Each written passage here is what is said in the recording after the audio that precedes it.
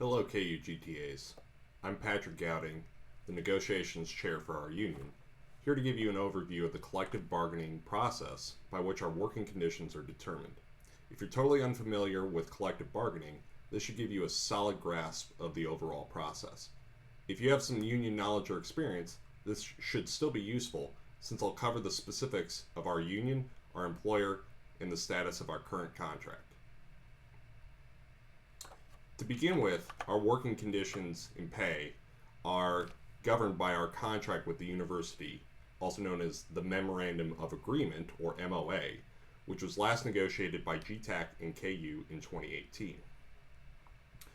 GTAC is what we call the Certified Bargaining Agent for graduate teaching assistants at KU.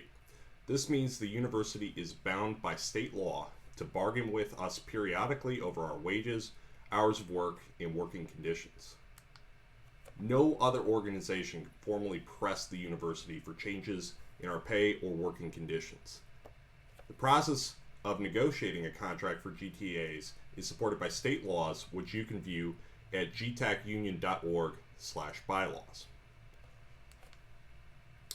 Our rights as an organization include the ability to demand bargaining, to receive information from the university that we need to bargain effectively, and to expect KU to come to the table in good faith and negotiate an agreement that addresses our collective needs and concerns.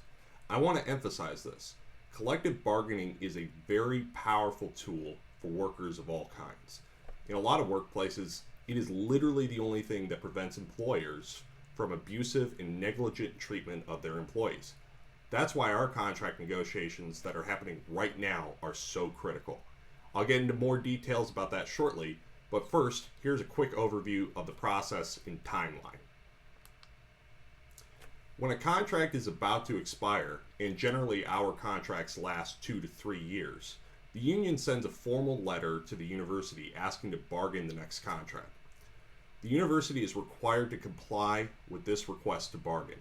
There's usually some pre-bargaining housekeeping to sort out, such as when the bargaining meetings will begin, how frequently they will happen, and what, if any, ground rules the bargaining teams will agree to follow.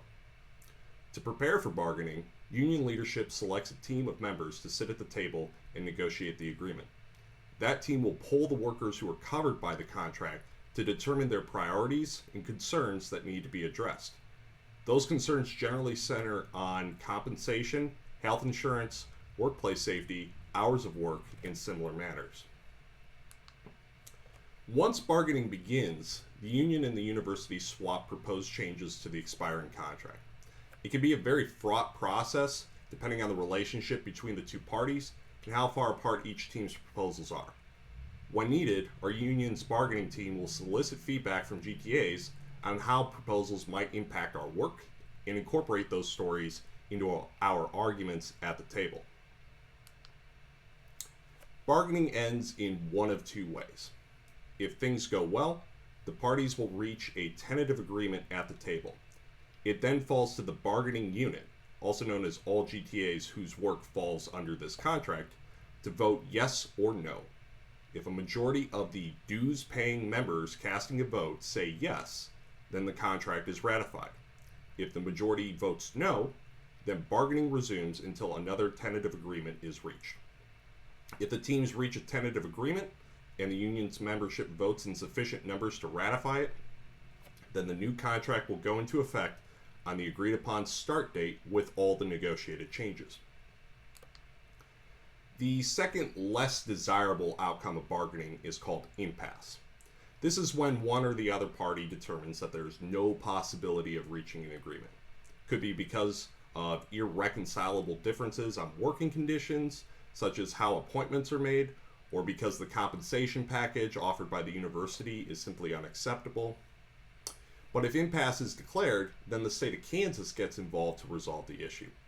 Impasse proceedings are a subject of another video for another time. Suffice to say, if impasse is reached, things have gone pretty poorly at the bargaining table.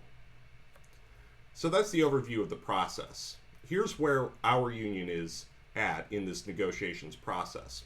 We're negotiating our next contract to replace the one that expired on October 1st.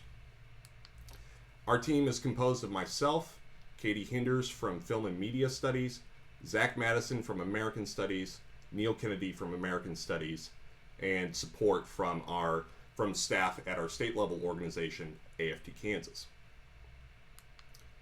The priorities our team has set for these negotiations were based on input from all of you who participated in our survey over the course of the fall semester 2019 and spring semester 2020.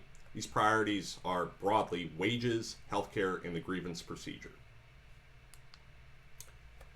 We sent KU our bargaining request on March 6th.